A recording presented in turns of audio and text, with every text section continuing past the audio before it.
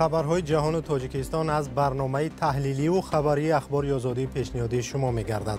سلام و درود به آنهایی که برنامه را تماشا دارند. من مومین احمدی دوام 15 دقیقه شما را همراهی می‌کنم. امروز 28 اپریل است. نگاه به سرخط خبرها. در صدمه در ناحیه یاوان 5 نفر از جمله 2 کودک به هلاکت رسیده است. شرح وزارت کارهای داخلی تاجیکستان.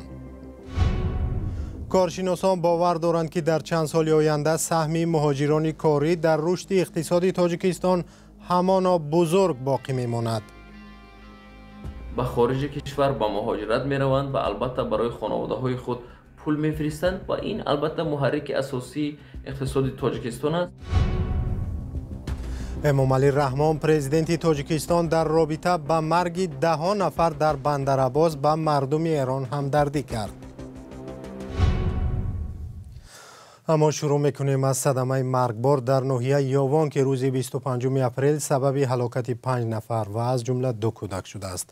به قول وزارت کارهای داخلی آرزو کلتایف ساکن 31 ساله ناحیه یاوان از عهده اداره ماشین نبرآمده به کانال آبگذر سرازیر شد. در این حادثه مادر و همسر 2 پسر و ینگه راننده به هلاکت رسیدند. در نوارهای حادثه به شبکه‌های اجتماعی راه یافت دیده می شود که چند زن و کودکی آغشته در خون روی راه خوابیدند.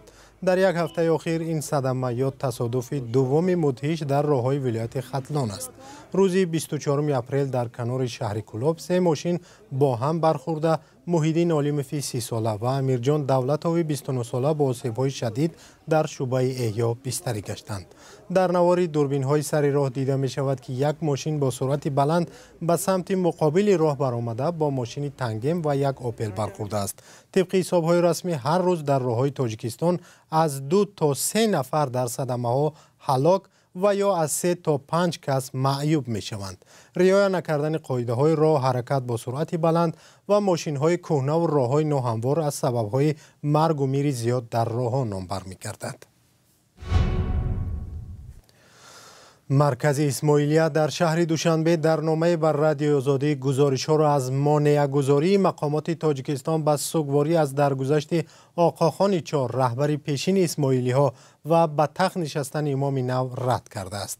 رادیو آزادی در این باره به نقل از مطلب بنگاه فارم 18 در ماه مارس امسال خبر داده بود. همکارم کیومرث عطا آگاهی بیشتر دارد و با ما در اینجاست. کیومرث، در گزارش چی گفته میشد و نامه مرکز اسماعیلی از چی عبارت است؟ سلام عبدالمومن و بیننده های عزیز. پایگاه فارم 18 در مقاله خود مقامات تاجیکستان را تنقید کرده بود که مانع برگزاری مراسم اسماعیلیان در شهرهای خاروق و دوشنبه شدند و برای اثبات این گفته‌هایش نقل چند نفر را هم آورده، اما به دلیل امنیتی نامشان را ننوشته بود. از جمله گفته میشد که گروه در مرکز اسماعیلیه در دوشنبه جمع آمده بودند تا مراسم به تخت نشستن پیشوای نو اسماعیلی ها شاهزاده رحیم الحسینی آقاخان پنجم را به طور آنلاین ببینند، ولی مقامات نیروی برق را خاموش کردند. مرکز اسماعیلیه شهر دوشنبه در نامش گفته است که هیچ مانع گذاری نبود، ولی همزمان تصدیق کرده است که در بینای مرکز اسماعیلی شهر دوشنبه بنابر صدمه ناقل ها برق خاموش گردید و در حال تجهیزات برقی به گنراتور پیوست شد، ولی شرکت کنندگان به گفته مرکز اسماعیلی قسمت آخری مراسم را نتوانستند همراهی کنند. پایگاه فارم 18 در مطلب خود همچنان نوشته بود که صدها کس روز 5 فوریه امسال در مرکز اسماعیلیه در خاروق جمع آمده به خاطر درگذشت پیشوای سابق آقاخان 4 عزا گرفته بودند، اما افسران و منصبداران بلندگوی ها را برداشتند تا صدای داخلی بنا را کسی نشنود. مرکز اسماعیلیه دوشنبه این شکایت را شرح نداده است، ولی پیشتر غالب نیت بگزاده سخنگوی رئیس ولایت بدخشان در فیسبوک نوشته بود که مقامات برای برگزاری مراسم عزاداری در شهر خاروق یگان دشواری نآوردند. کیومرث، در سالهای اخیر بعضی از سازمان کشورهای غربی از وضع اسماعیلیان در تاجیکستان اظهار نگرانی کرده، بارها از حکومت خواستند که اذیت آنها را بس کند. هرچند مقامات وجود تعقیب را رد میکنند، در هر صورت بسیاری ها دانستن میخواهند که این نگرانی ها از کجا سرچشمه میگیرد؟ بله عبدالمومن، این نگرانی ها پس از سرکوب اعتراضگران در شهر خارق و ناحیه روشان در سال 2022 بیشتر شده است، جایی که تعداد زیادی پیروان اسماعیلی زندگی میکنند. گذشته از این در این مدت بنیاد آقاخان از چند بینای خود در مرکزی ولایت مختار کوهستانی بدخشان محروم گشت، از جمله لیسه آقاخان، زمین دانشگاهی وابسته به شبکه آقاخان، مهمانخانه سرینا و باغ مرکزی فراغتی شهر خارق. شبکه رشد آقاخان یا همان بنیاد آقاخان بیش از 30 سال در تاجیکستان و کشورهای همسایه‌اش طرح‌های زیاد اقتصادی و اجتماعی و فرهنگی را عملی می‌کند و سهمیه شرکت موبیلی تسل، بانک سرمایه‌گذاری و قرضی و همچنین مهمانخانه سرینا در دوشنبه به آن مربوط دانسته می‌شود.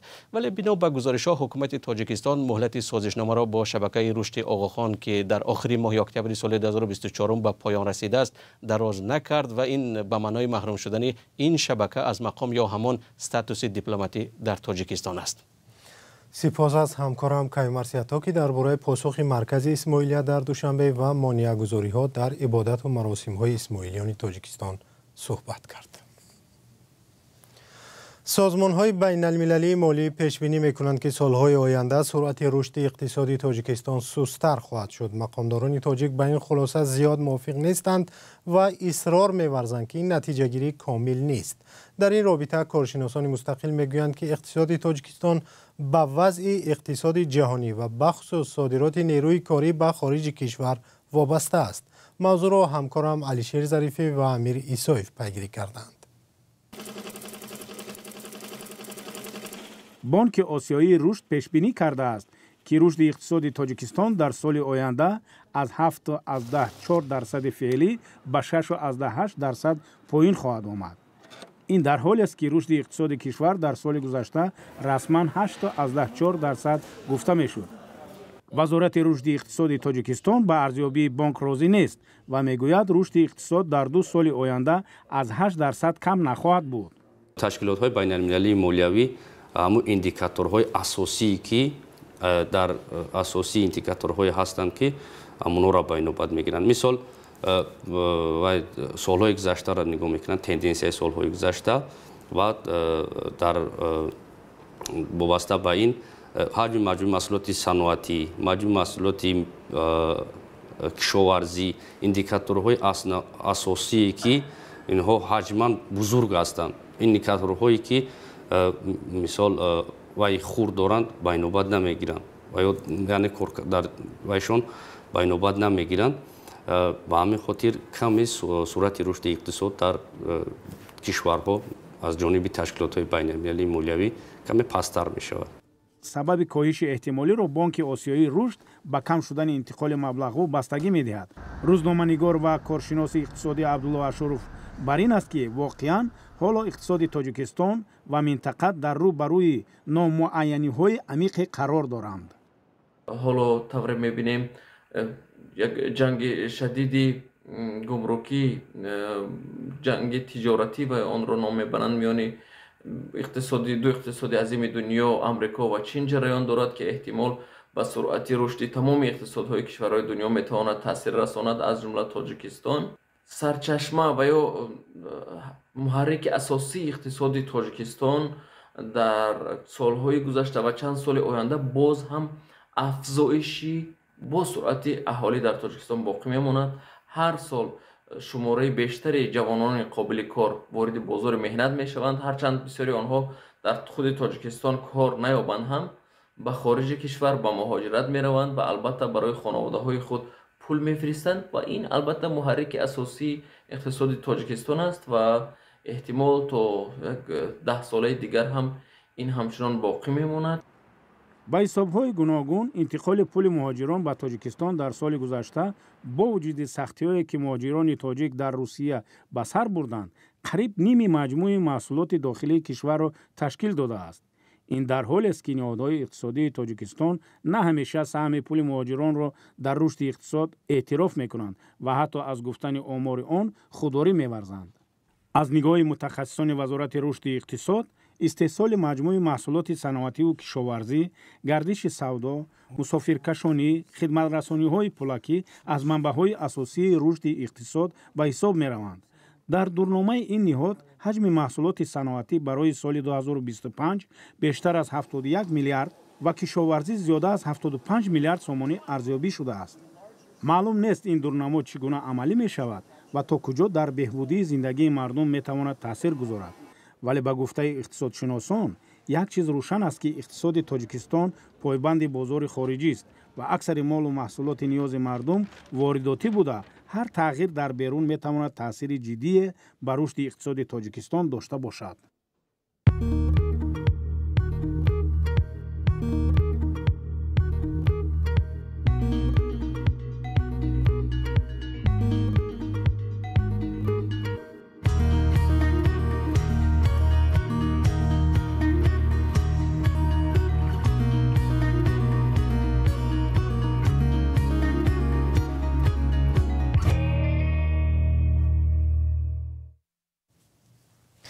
امامعلی رحمان پرزیدنت تاجیکستان 27 اپریل به مسعود پزشکیان رئیس جمهوری ایران در رابطه با ترکیش مرگبار در بندر عباس تعزیه بیان کرد.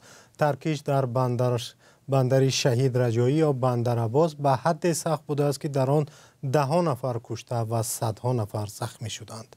آتش در این محله هنوز خاموش نشده است و روسیه هواپیماهایش را برای خاموش کردن آتش فرستاده است. بندر عباس مهمترین بندر در منطقه است که از طریق آن مال و محصولات ایران به کشورهای دنیا انتقال می‌یابند. در ایران ماتم ملی اعلان کردند. جزئیات در گزارش همکارم کیومرث عطا. در ترکیش روزی 26 اپریل در بندر شهید رجایی مشهور به بندر عباس ایران تقریباً 50 نفر جان باخته بیش از 1000 کسی دیگر مجروح شدند. رسانه ها با تکیه به منابع خود گفتند مواد کیمیایی که از چین برای ساختن موشک آورده میشد ترکیده است. مقامات ایران این ادعا را رد کرده میگویند که تحقیق هنوز به پایان نرسیده است. در نوارها دیده می شود که در آغاز یک آتش خرد سر می زند و پس از چند دامنه آن وسیع شده ترکیش به وجود می آید. ترکیش و آتش و دود آن به حدی بود که حکومت مجبور شد در این مکتب و کارخانه ها را در این منطقه ببندد. در نوارهایی که از جای حادثه نشر شدند 10 وگان و ماشین های پاره پاره دیده می شوند. در 2 روز آخر تلاش شد که با ماشین های آبپاش و چرخبال ها آتش را خاموش کنند ولی هنوز در محل حادثه دود دیده می شود. مسعود پزشکیان پرزیدنت ایران به دیدار شخصان مجروح رفت. دستورات لازم به وزیر محترم بهداشت و مجموعه کارشناسا داده شده که با قدرت دارن مشکلات رو پیگیری میکنن، حل میکنن و امیدوارم هرچه سریعتر بتونیم مشکلاتی رو که ایجاد شده رو حل کنیم و انشالله حتما حل خواهیم کرد.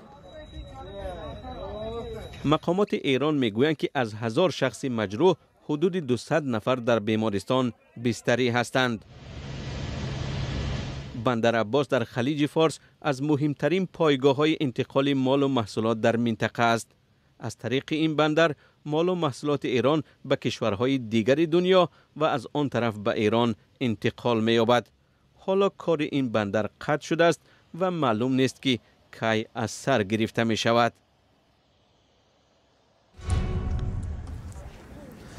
دادگاه بسمنی شهر مسکو روز 27 اپریل ایگنات کوزین را که با ترکاندن ماشین و کشتن ژنرال یاروسلاو موسکالیک گمان زده است تا 25 ایون امسال به حبس گرفت. یاروسلاو موسکالیک معاون سردار سررئیست ستاد کلی نیروهای مسلح روسیه روز 25 اپریل در نزدیکی خانه‌اش در بلاشیخه کشته شد. مقامات روسیه گفتند ایگنات کوزین در زیر ماشین مواد ترکنده خودساخت گذاشته سپس آن را در نزد خانه موسکالیک مانده بود. با اطلاع مقامات روسیه کوزین 42 ساله است و زاده شهر سومی اوکراین. در حالی که آنها ادعا دارند که در این حادثه کیف دست دارد. اوکراین درباره ترکیش روز 25 اپریل و کشتن یاروسلاو موسکالیک چیزی نگفته است. اخباری از این بیشتر در صفحه تلگرامی ما نشر می شود که پیوندش در زیر برنامه گذاشته شده است. در یوتیوب، اینستاگرام، ایکس و تلگرام و فیسبوک و رادیو آزادی خبر و گزارش ها با عکس و تصویر نشر می شوند. به خبر نمانید. خدا نگهدار.